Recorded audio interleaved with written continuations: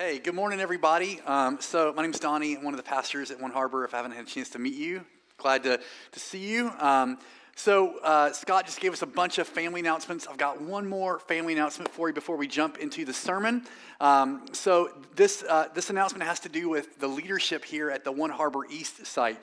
So we back up and tell you a little bit of a story in case I know some of you guys are new. You're newer to One Harbor. You're newer to One Harbor East. About 2.5 years ago, somebody else was leading this location, and Scott, who was one of the pastors, a lot of what Scott does is like for the whole church, and so he oversees community groups, for example, which doesn't sound like much until you realize it's over 100 groups with over 1,000 people in them. It's a lot. So he oversees that, and he's on a whole bunch of teams. He's doing a whole bunch of stuff, and Scott had just come to us and gone, hey, look, I think I can do all the stuff that I'm doing for One Harbor and do it part-time so I could spend more time with my kids. His mom, who's getting up in years, lives in Chicago, is like, man, I want to be able to make the most of that and try to get up there as often as I can. I feel like if I can go part-time, that would really help. And so we worked it all through, and we were like, okay, Scott, you can go part-time. And he went part-time, officially, boom. Just long enough for the insurance to cut off, all right? So he's part-time, he doesn't have insurance, and 2 weeks into that, we called Scott and said, hey, change of plans. We actually need you to step in and lead this Beaufort site, lead the East site for us. Would you be willing to do that?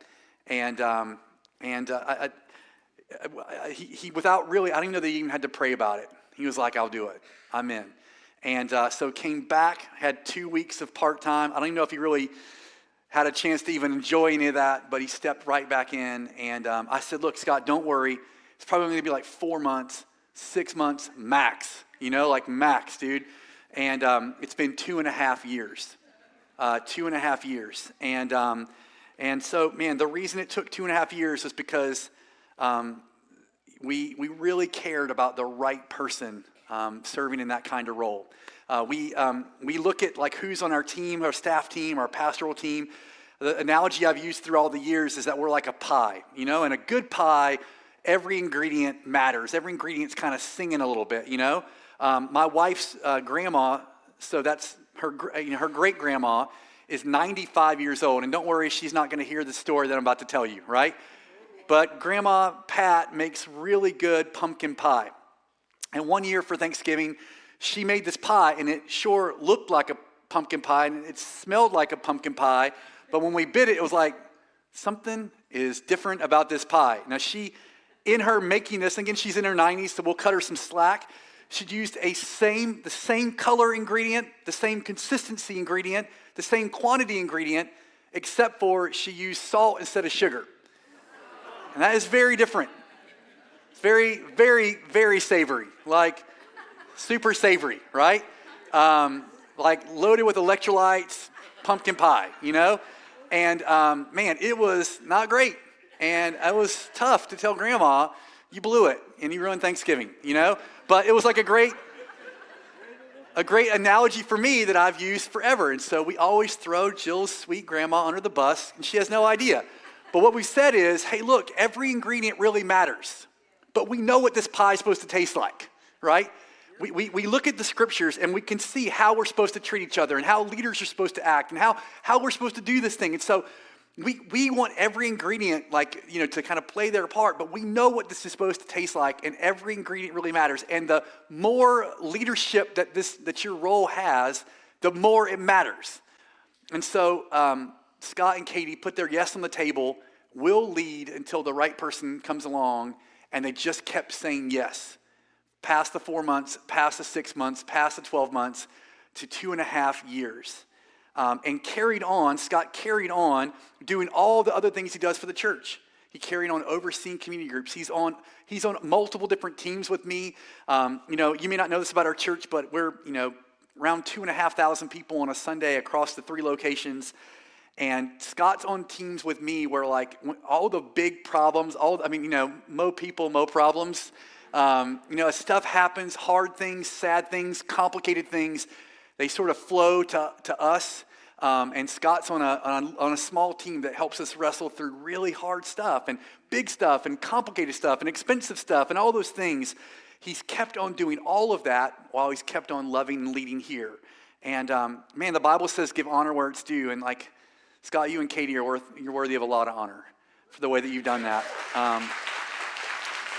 Yeah, big time, man.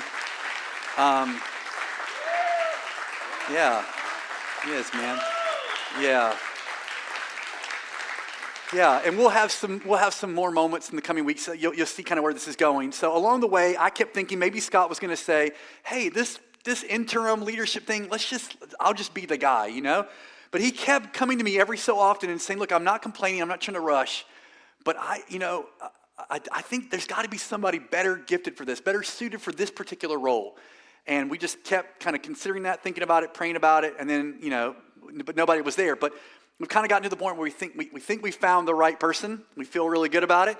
And so that's the announcement. I want to let you know that in mid-May, there is a pastor named Isaac Hopkins, him and his family, who are serving at our Swansboro site now.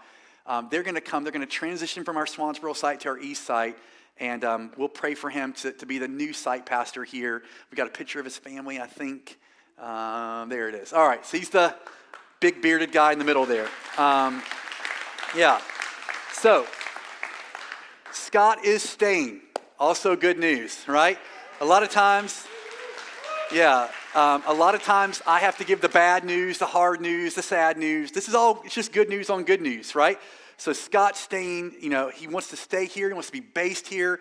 He's going to stay as a pastor at the East Side. He's going to keep doing all the stuff he's doing for the church. He won't be working 5 jobs. He'll only be working 4. And so that's a huge improvement for his life.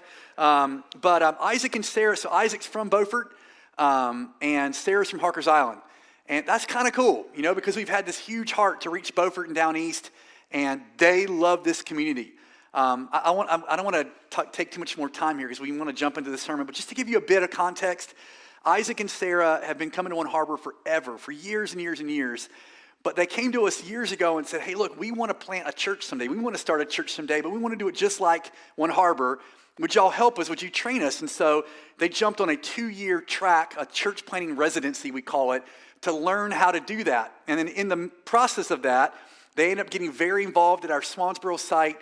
Isaac's the executive pastor there, which means all kinds of stuff. But he's been a part of the journey for the Swansboro site as they've gone from about 400 people on a Sunday to like knocking on 1,000 people a Sunday. He's been a huge part of all of that. Sarah oversees the kids ministry there. They've been such an integral part. But they were always thinking like, hey, we're going to go move probably an hour or so away, somewhere in East North Carolina, and start a church. So probably 6 or 7 months ago or so, I had this thought one day, what about Isaac? What if he was the person who's supposed to do this? And I mentioned it to Scott. I was like, I don't know, what do you think? I mean, they've got their heart set on this other town. They're there all the time. They're praying. They're thinking about it. And Scott's like, man, that's really interesting. Yeah, we've thought about that. We talked about it a little bit. Joey had that thought a year or so ago. And so I was like, well, let's just sit on it. The same day, I'm not kidding you. I'm not making this up. The very same day, I happened to be around Isaac. And he's like, hey, can we just talk for a second? And I was like, yeah, sure. And he said, look, you know how we've been thinking about this other town like an hour or so away? He said, well, we can't stop thinking about Beaufort. And he said, like, I know that y'all said Scott was going to be the interim guy, and maybe he's going to be the forever guy. He's like, here's what he said. He said, I just don't want to get an hour and a half away, be leading the church somewhere, and find out you need someone to lead a church in my town, the town I'm from. He's like, if that's a thing, I want to put my name in the hat like right now. And I was like, just straight face. I was like, well, it's an interesting idea. We'll consider that. I just said to Scott like an hour before, like, hey, what about this? I was like, we'll think about it. Nice thought, And we took the last kind of 6-7 months or so to think about this a lot, pray about it a lot, have a lot of big, hard chats. I mean, we take this stuff really seriously. And we've gotten to the place I would say is like a hopeful confidence. We really feel like, man, God has brought the right guy, brought the right family, in his right time. Isaac's not perfect. Isaac's not everything. And neither am I, neither's Scott, neither's Joey. Only Jesus is. But he's got a lot of great gifts and strengths, and he loves this community. He loves this church, and he's going to be on a team with a bunch of really good guys and gals. So the timeline, as I said, is the middle of May. You'll start to see him around some. We're trying to do this transition thing out of Swansboro. Him and Sarah carry tremendous weight, and so their church is finding out about that this morning, and there will be some tears shed. They're giant shoes to fill. And so we're working on that right now. But the plan is middle of May for him to officially step into the role. And then just last little thing on this, Scott and Katie, so every 7 years we send our pastors on a sabbatical. We force them to go take a break. Why? Well, lots of reasons. One, it's really good for shepherds to remember that they're also sheep. And it's easy for us to get our identity, for me to get my identity in what I do for Jesus and what I do for you instead of what Jesus has done for me, right? Also, I know the joke is like we only work 1 day a week, but actually it's not that. Actually, it's a whole lot of just getting called in all kinds of hours and all kinds of days, day off, whatever. Like people have all kinds of issues on your day off, and so, man, we've done this for a while now. Every 7 years, we force our pastors to take a break, to just go be with Jesus, just to go be with their family, just to go reconnect with God. And that 7 years has come and gone. For Scott, that 7 years was around about the time that Scott said yes to coming back into full time. So I want you just to feel that. I mean, Scott's not asking me to say any of this. But like when Scott was supposed to go part-time, he stepped back in. When Scott was supposed to take this break that he'd waited for 7 years, he pushed it aside. Scott said, hey, actually the last thing that One Harbor East needs right now is me to take a break. And then 12 months came along, it was last summer, and he was like, still not the right time. I'll just keep going. And so, man, Scott is not, he's very self-aware. He's one of those most self-aware people I know. He's very aware of what he's not good at, and all of us have got that. All of us are uniquely good at a couple of things, and we're mediocre at a bunch of stuff, and we're terrible. He's really self-aware, but one of the things that Scott's got that is better than probably anybody else I know is the way he pours his life out, the way he loves, and the way he serves, and the way he pushes himself to the bottom of the pile so that he can do what's right for you. And that is priceless. That is priceless. And so I'm really excited. I hope you're excited for them that they finally get this break. So that'll come like mid-June. Him and Katie will step out for a season. He'll be back beginning of August. I know it's a lot to throw at you. What should you do about it? Well, take the time to process it. Don't put all the pressure on Isaac the next time he's around. Like, okay, let's see how this guy really does. No one thrives in that kind of environment. It's going to take him time to figure this out and feel this out. I wouldn't just say the best thing you can do is just pray. Pray lots, pray for yourself in the transition, pray for the Hopkins family, pray for the Swansboro site, pray for Scott's family, pray for this church here, and then please don't forget to pray for Beaufort and Down East. We really, we have been at this for how many years now? 12? How long's East been going on? 12 years? We are committed to seeing like Jesus glorified in Beaufort and Down East, and so let's just pray that stuff would keep happening. Sound good? All right, cool. But also, man, all the kind things you said about me as part of this transition. I feel like I owe you a lunch after all of that. He said he'll take it. I'm sure he will. We'll have fun. But I also want to thank all of you, and not that, this is like the last time we're staying.